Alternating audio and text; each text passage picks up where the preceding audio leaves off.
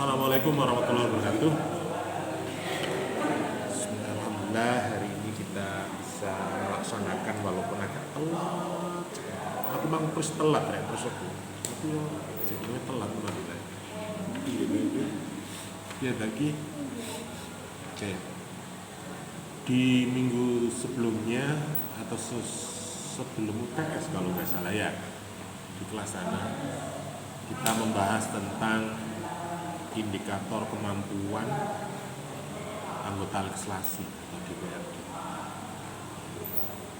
Ini menjadikan hal penting, menjadikan suatu produk output yang maksimal ketika seseorang itu menguasai apa yang harus dilakukan. Kemarin sudah saya sampaikan. Hari ini kita akan membahas tentang partisipasi publik dalam pembentukan peraturan perundang-undangan, keterlibatan. Jadi kalau sudah ada mempunyai kemampuan berarti punya konstituen, bagaimana mereka menjalankan tugas dan fungsinya sebagai anggota legislasi.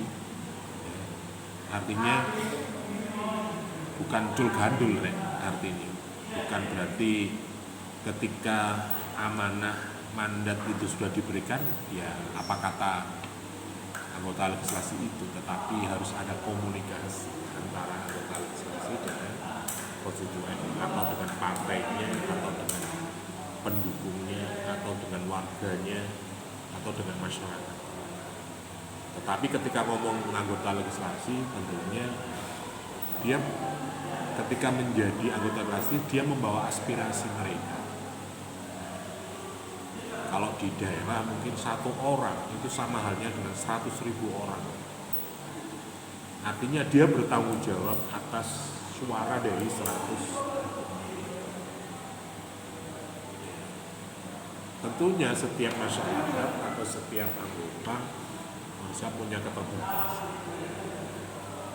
Tidak semua bisa mewakili apa yang menjadi keinginan dari mereka.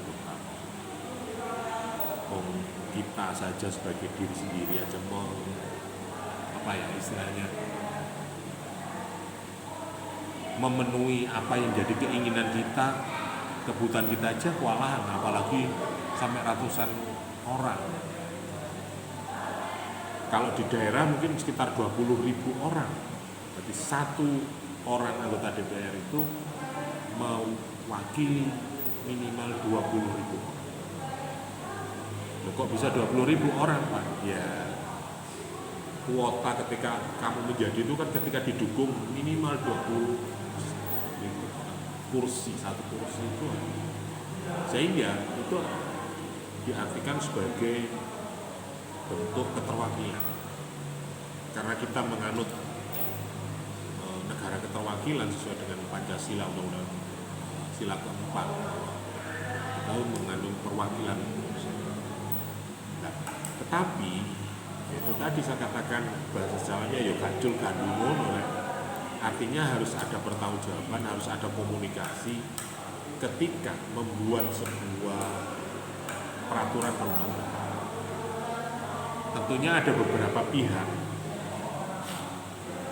yang harus dilibatkan di dalam membuat sebuah peraturan, bukan semau gue. Artinya walaupun secara fakta di lapangan politikan di negara kita itu ya seakan-akan seperti jual beli suara sampean kan tak tuku 100.000, 50.000 ya ono sing sarung, ono sing kerudung, ono ya. Tetapi itulah proses demokratisasi di negara. Tetapi idealnya ketika orang itu memilih seseorang, mempercayai seseorang, memberikan mandat seseorang, tentunya dia adalah sebagai orang yang harus amanah, harus bisa menjalankan tugas dan fungsinya sebagai anggota. Yang menjadi persoalan di sini adalah apakah putus ketika ini sudah jadi. Tapi idealnya di dalam proses legislasi atau kajian secara teoritis itu harus ada keterlibatan atau harus ada partisipasi masyarakat atau warga dalam pembuatan. Tentunya partisipasi ini merupakan suatu proses pembentukan undang-undang ini dalam sistem perintah demokrasi. Masyarakat memiliki hak untuk memberikan masukan terhadap rancangan undang-undang serta disusun oleh pemerintah dan parlemen. Karena nanti yang terlibat adalah contohnya hari ini yang mendesak atau yang mungkin lagi menjadi bayangan masyarakat tentang peraturan pemerintah penggunaan Pertalite Pertamax. Walaupun ini kan belum dikedok, belum dipastikan, atau mungkin bisa juga ini sudah ada. Nah ini kan dilempar di masyarakat, akhirnya di media sosial, Desi mobilmu apa? Avanza Pak. Seri apa? Oh Veloz, oh berarti kamu nanti diharamkan memakai Pertalite karena kebijakan pemerintah, peraturan pemerintah akan menggunakan Pertalite. Karena apa? Efek dampak ekonomi atau global. Nah itu kan bentuk kebijakan yang dikeluarkan, yang dilempar kepada masyarakat biar masyarakat diskusi. Itu salah satu contoh. Dan banyak saya kira peraturan perundang-undangan yang dilempar, masyarakat memberikan masukan, ada yang menerima, ada yang menolak. Tentunya ketika perundang-undangan itu dibuat atau dirancang itu pasti ada yang menerima, ada yang menolak, ada yang apatis, ada yang wis gak arep lah. Bagi mereka-mereka yang berdampak besar, tentunya dia akan berpikir ulang. Wah, ya apa kira yang ini? Tak boleh nek ono mobilnya. Atau mungkin kebijakan-kebijakan lain yang tidak. Misalnya undang-undang perampasan kekayaan para korupsi, aset korupsi. Itu kan tarik ulur. Belum menjadi kebijakan, tetapi ini sudah menjadi diskusi publik. Maka disinilah harapannya partisipasi masyarakat, suara masyarakat itu benar-benar nampak. Sepakat apa tidak? Duh, intinya masyarakat setuju Pak. Ono sing gak setuju, oh jolareng itu yang menungso rek. Sing korupsi kan bapak nih, anak ega, bapak ega, ibu ega. Situ yang jawab, Ivan jawab, oh iya memang yang korupsi bapaknya, tapi yang menikmati juga istrinya, juga anaknya. Biarkan dimiskinkan saja. Mereka sudah lama menikmati hasil korupsi. Misalnya, itu diskusi publik. Nah, terus cara masyarakat menyampaikan aspirasi seperti apa? Kalau sekarang ya melalui tweet atau apa, pokoknya ini. Kalau secara formal ya bisa saja disampaikan langsung kepada mandatarisnya, anggota legislasi. Walaupun mungkin ya, masyarakat kita punya hak untuk menyampaikan aspirasi, menyampaikan gagasan, menyampaikan ketidaksepakatan kita terhadap undang-undang yang ada atau rencana undang-undang yang ada. Tetapi secara politik, secara kenegaraan ada mekanismenya yang kita harus. Kalau itu dalam proses pembuatan berarti kita harus melalui lembaga legislasi. Siapa? Ya anggota dewan, partai politik, atau mungkin bisa juga kita mengirim partisipasi publik ini sebenarnya sudah diatur di dalam Undang-Undang Nomor 12 Tahun 2011 menegaskan bahwa masyarakat berhak memberikan masukan dalam pembentukan perundang-undangan. Artinya masyarakat punya hak dilindungi secara hukum Oh gak dilamu ojo wah jane ya iku rempel kok jane kan cocot lah ya enggak. Anda punya hak. Misalnya Anda punya argumentasi yang sangat logis dan kuat dan masuk akal, ya kenapa tidak?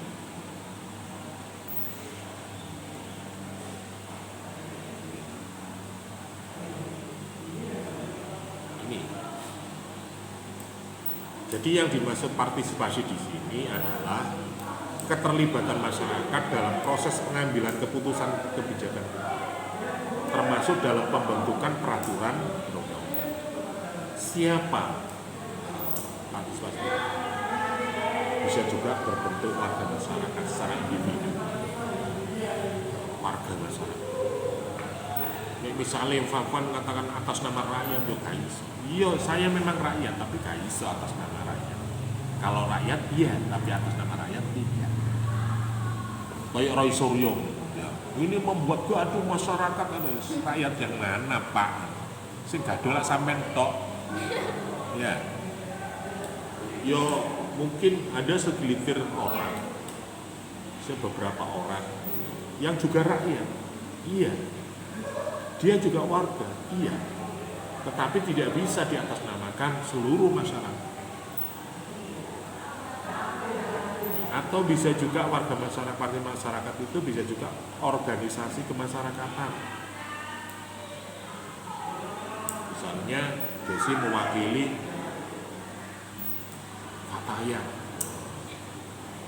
mewakili organisasi GOW, gabungan organisasi wanita, atau BEM.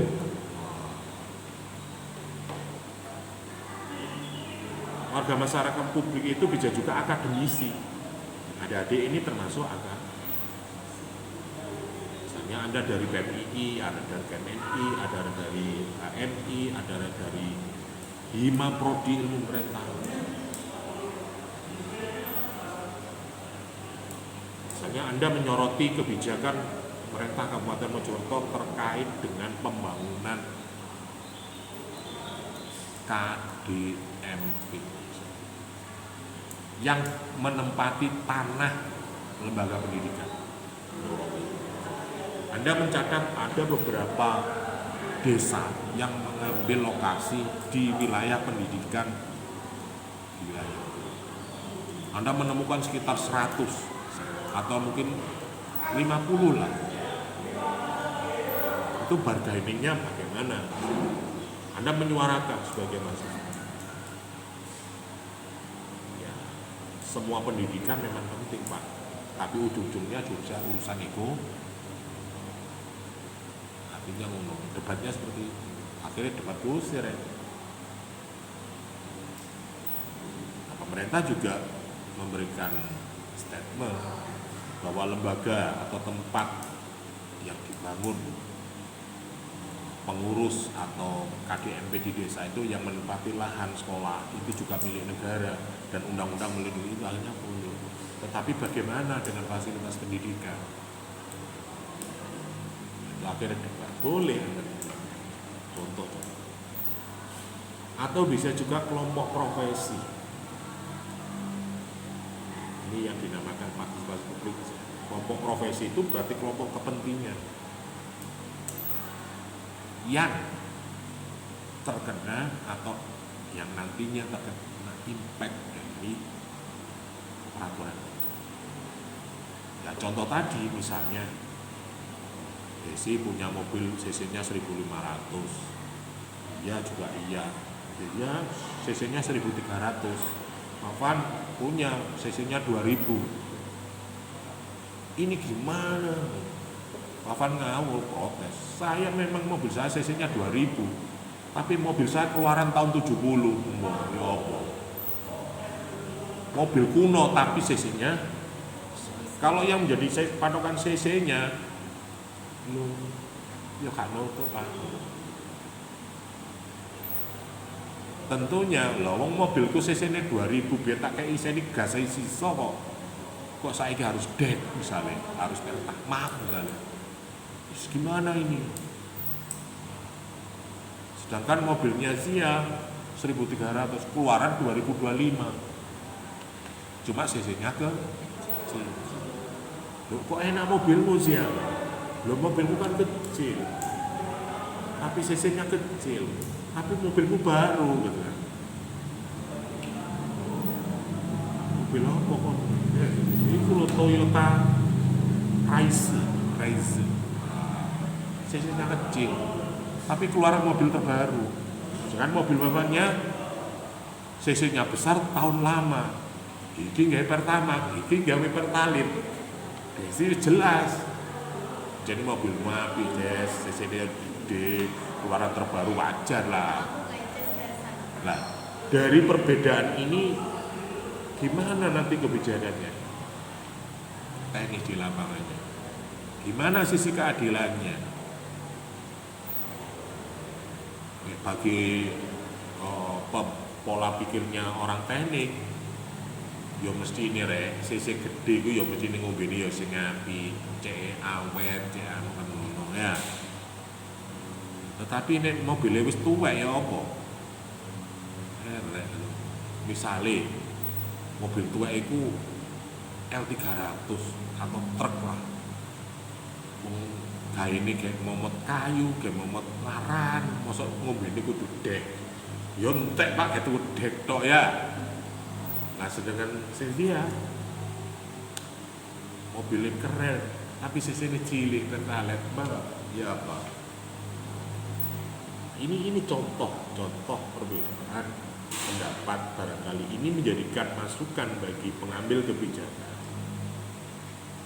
di pemerintah maupun ini bisa kelompok kepentingan ini memberikan masukan kepada anggota legislasi atau para pengambil atau stakeholder, sehingga ada edaran. Oke, nanti mobil yang menggunakan Pertamax cc-nya minimal 1.400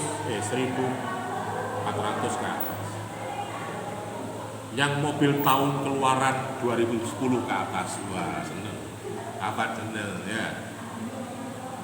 Masih cc-nya 2000, mobil keluaran tahun 80 katakanlah, truk tahun 80.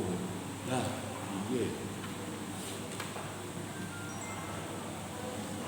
Partisipasi berikutnya bisa juga dilakukan oleh LSN, NGO, lembaga swadaya masyarakat yang punya konsen terhadap bidang tersebut. Misalnya LSM perempuan, LSM kalau di konsumen yang kasus tadi ya mungkin ya YLKI lah, lembaga konsumen Indonesia. Dia menyatakan konsumen. Karena apa? Mengapa ini diperdebatkan? Karena ketika ngomong transportasi BBM naik, itu akan berpengaruh kepada operasional. Jadi desi ku nekat kuliah mau mobil misalnya 150.000, bisa 100.000. Nek papan, pada ya apa ini? Misalnya seperti itu. Akan berdampak ekonomis, akan berdampak sistemik, sehingga itu perlu ada LSM yang itu boleh. Oh gak anggar LSM sembarang ono perkara pula itu jenenge LCM lembaga calon masyarakat. Negeri-negeri mereka. Tetapi menyuarakan kepentingan masyarakat. Nah, bentuk-bentuk dari partisipasi publik masyarakat ini dalam proses kasih dapat dilakukan dengan berbagai cara.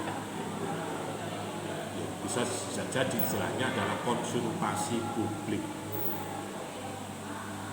Jadi ada public hearing. Nah, konsultasi publik ini kalau sekarang bisa melalui forum-forum atau bisa juga melalui media sosial. Nek viral. Saiki kan apa ya? Ketika kebijakan itu nggak viral, ya kapatnya di. Nah, kalau zaman saya bukan viral bahasanya, populis. Populer. Nek saiki kan viral. Nah, pernah nggak istilah sekarang kalau istilah populer kan gak terkenal ya, viral ya. Tren. Ini zaman saya, era saya populis. Kebijakan itu populis enggak? Artinya menjadi sesuatu yang menarik enggak di masyarakat? Di konsultasi publik ini bisa dilakukan di media sosial atau di forum-forum yang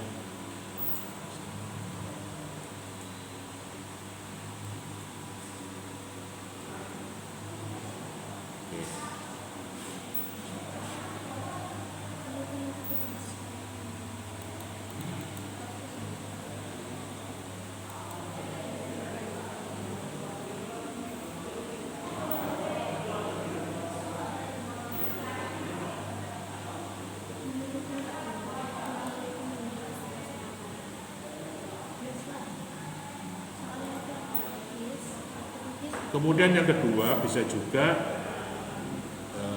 bentuknya dalam bentuk rapat dengar pendapat, public hearing. Jadi misalnya Anda mau mengadakan public hearing dengan anggota dewan, 5 prodi pemerintahan mengadakan hearing terkait dengan rencana pemerintah Kabupaten Mojokerto terkait perda apa.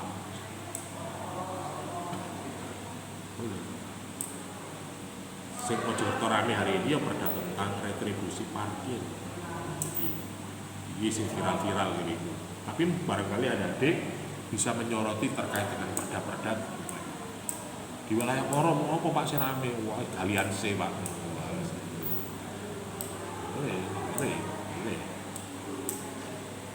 Kemudian ada juga penyampaian aspirasi masyarakat, menyampaikan aspirasi pada usul-usulan ke lembaga legislatif, ngirim surat. Selama ini mungkin belum ada yang masyarakat ya wis kurang perang seperti itu. Menyampaikan aspirasi macam-macam. Ya kalau saya ini bisa media sosial, bisa aksi, demo dan sebagainya.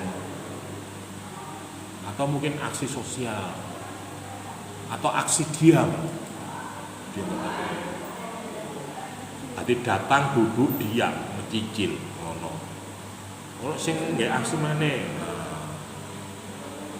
Aksi datang melihat misui. Tapi selama ini kan nggak ada model-model aksi sing paling aksi arek-arek paling lah. Lo sepanduk ini dipoto mari kan ngono ya. Kan banyak aksi-aksi sebenarnya manajemen aksi macam-macam. Ada yang aksi menggunakan anak kecil. Anak kecil suruh buat surat terbuka kepada Pak Bupati. Jadi anak kecil diajak bawa odong-odong, kon ngirim surat. Kalau zaman saya dulu yang pernah saya lakukan, aksi saya adalah karena akademisi. Saya aksi demo ke lembaga legislasi membawa 2 karton buku. Jadi saya datang orasi bagi-bagi buku ke anggota legislasi. Sinau 4 kilo buku nih, sinau 4 buku sampai kabak hukum. Nah, ada adik misalnya butuh perda, butuh apa, siapa kabak hukum. Saya kemarin ketemu kabak hukum di sini. Beliau mempersilahkan barangkali ada adik membutuhkan apapun terkait dengan peraturan daerah, monggo bahasan, magang boleh, penelitian boleh, monggo bahasan. Kabak hukumnya kemarin ya waktu ziarah ke makamnya Pak Mahmudzen. Nah, kebetulan beliau adalah teman saya di NU, sekarang jadi kepala.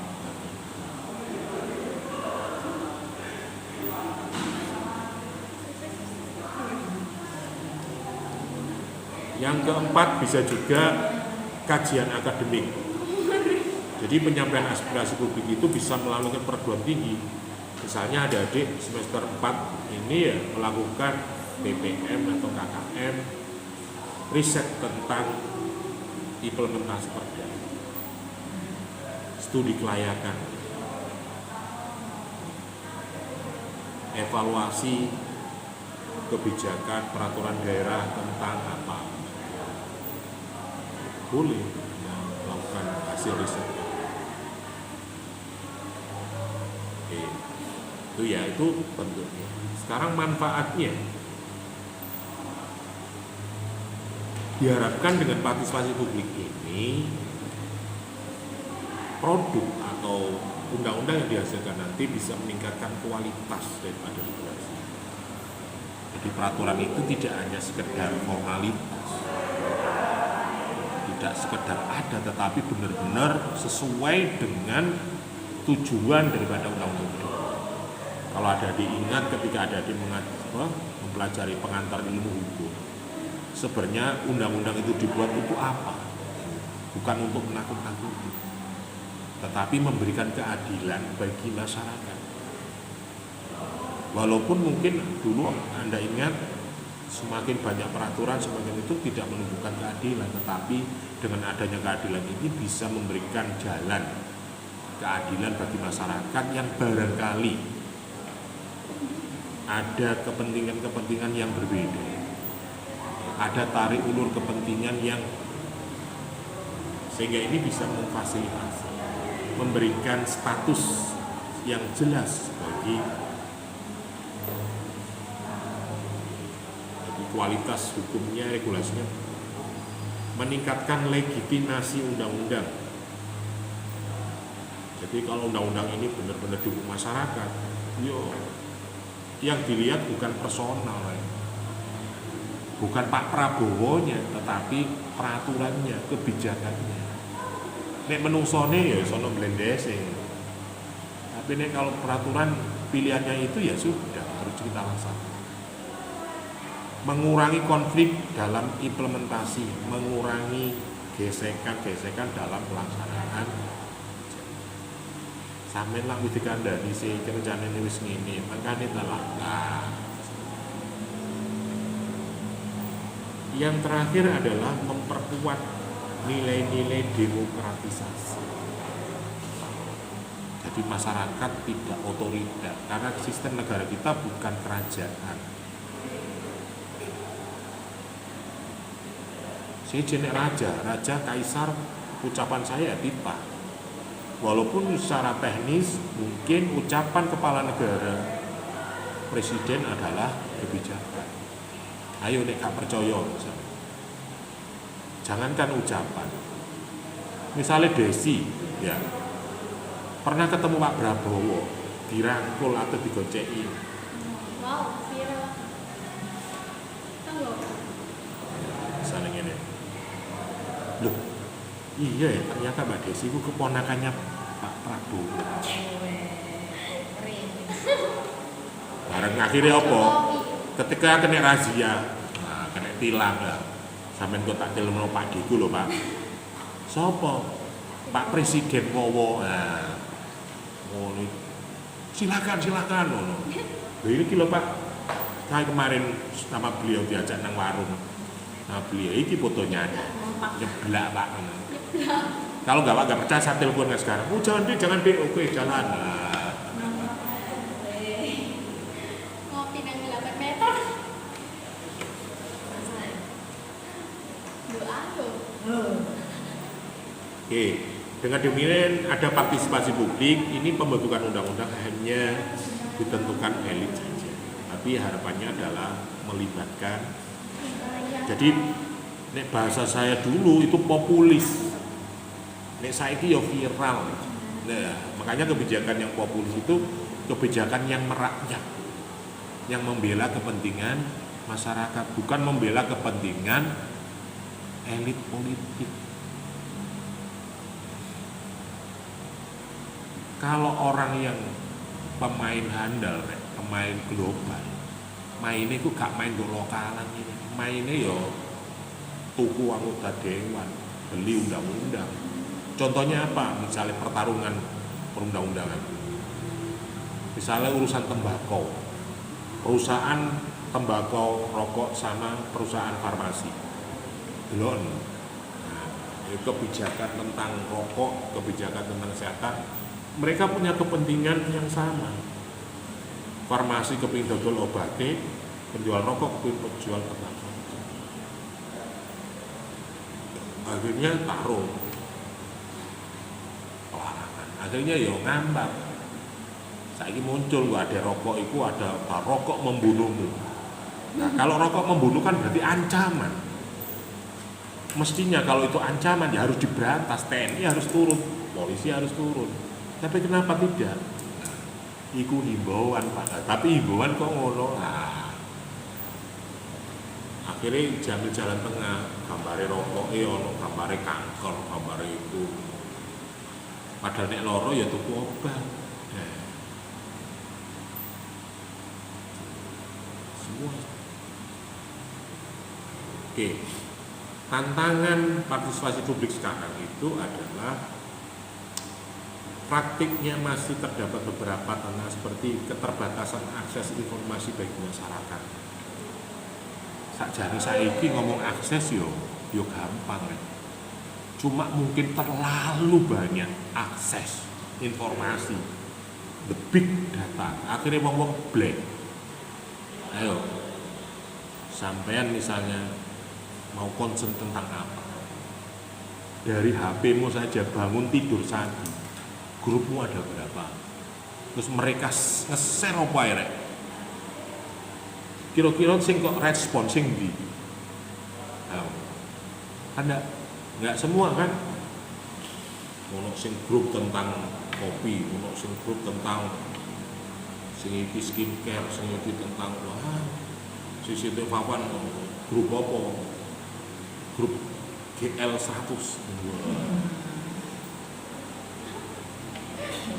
Oh, prek grup GL 100 itu rek. GL cepek lho ya.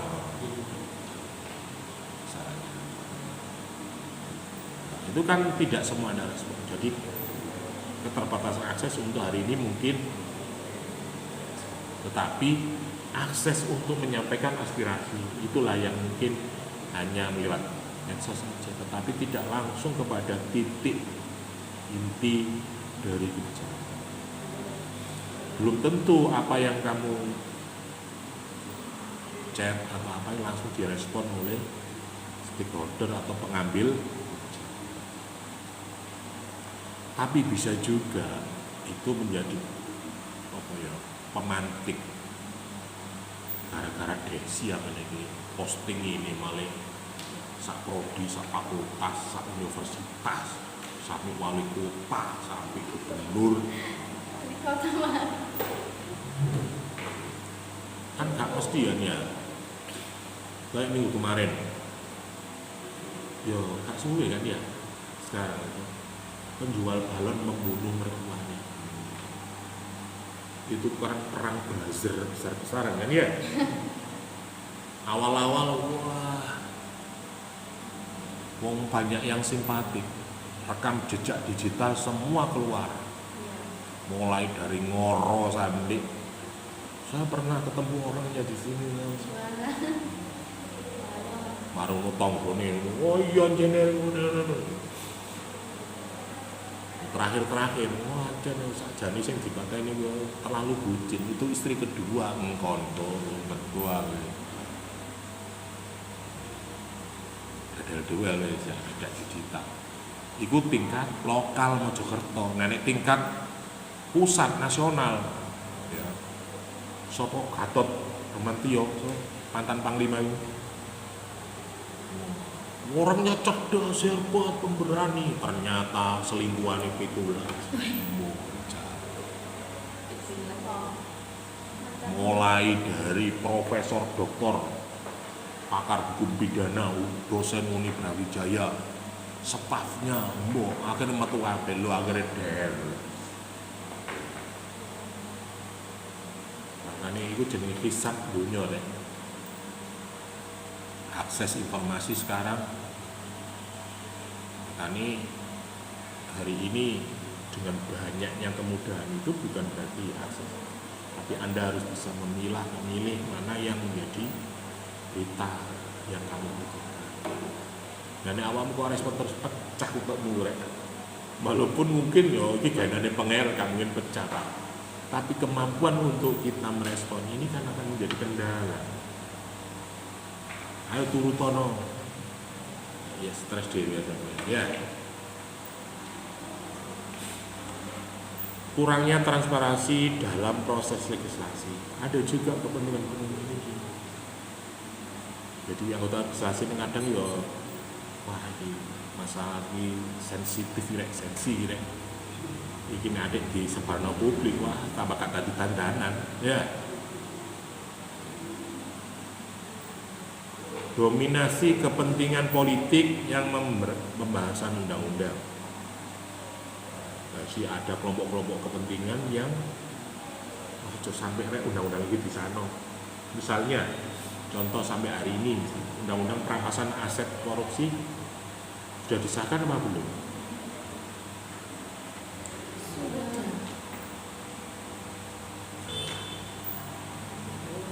Dorong. Oh belum dah Pak. Ya Allah. Tak kira sudah. Nah itu terus no, kita DPR kena kabeh ya. Iya.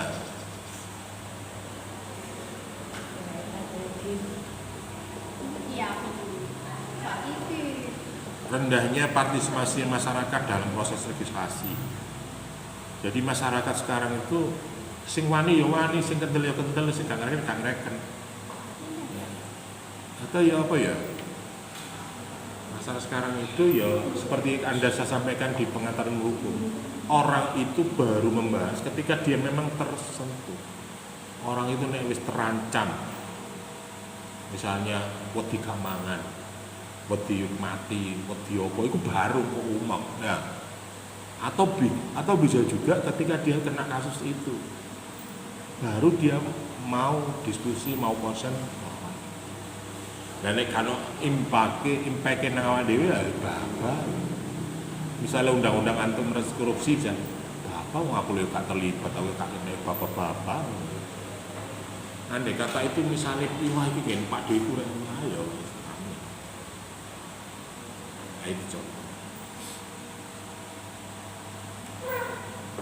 Banyak contoh kasus-kasus misalnya dalam pembuatan undang-undang masyarakat sering memberikan masukan ke forum diskusi publik, seminar, atau penyampaian aspirasi.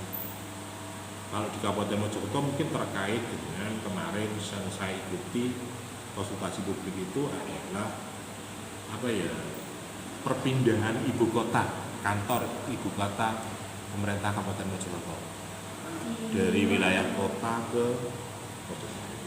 Itu saya kemarin ikut di Aspor sama Pak Rektor. Itu kalau di Mojokerto.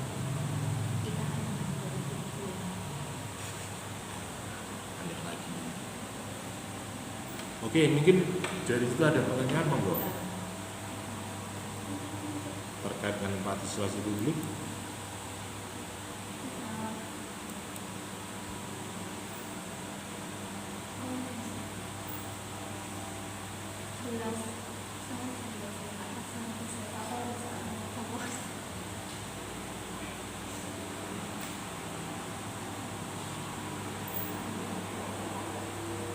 Ada pertanyaan? Tidak, iki awak mengerti apa gak rek?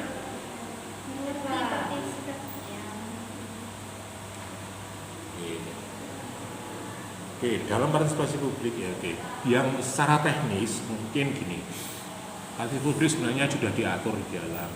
Ini ngomong formalnya ya, teknis kalau Anda nanti mau tanya mungkin Pak sampai DPR mau apa ya? Atau mungkin Anda mau kunjungan ke sana mau teknisnya apa? Bentuk layanan anggota DPRD pada masyarakat apa? Biasanya itu diatur di dalam tatip gitu. Peraturan yang dilaksanakan. Jadi ada forum-forum rapat dengar pendapat. Jadi ada jadwalnya, ada beratnya dan sebagainya. Kalau di DPR itu kan ada reses. Itu adalah sebuah bentuk komunikasi anggota legislasi dengan konstituen. Reses itu kan pertemuan respon aspirasi usulan masyarakat atau bisa juga pemerintah daerah misalnya yang dilakukan di kabupaten mana Jawa Tengah, masyarakat diundang atau diadakan acara di alun-alun untuk penyampaian RAPBD Kabupaten.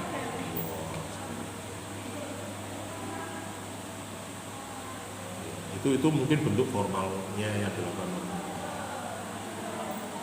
Atau bisa juga pocket.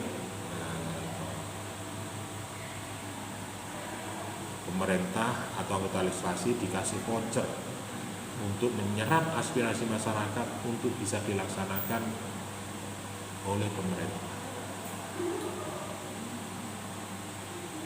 Atau mungkin DPR membentuk komisi, membentuk pansus terkait dengan urusan apa, itu kan adalah bentuk fasilitasi anggota legislasi terhadap masyarakat. Itu termasuk bentuk formal yang dilakukan oleh,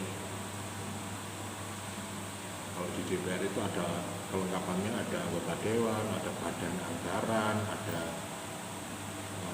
banlek, badan legislasi, ada urusan, wah nek sampean hearing iku ya urusan dengan banlek deh, sampean takon anggaran aku, sampean urusan iki takon nang itu. Ada komisi-komisi, wadah-wadah untuk menampung aspirasi. Kadang DPR juga menyampaikan sosialisasi di atau bisa juga MPR, sosialisasi 4 pilar, sosialisasi apa, pemerintah apa. Oke, mungkin sampai di sini ya. Ada pertanyaan? Cukup? Tuh ya, Pak? Tentu Pak. Ini kurang lebihnya mohon maaf. Assalamualaikum warahmatullahi wabarakatuh. Waalaikumsalam.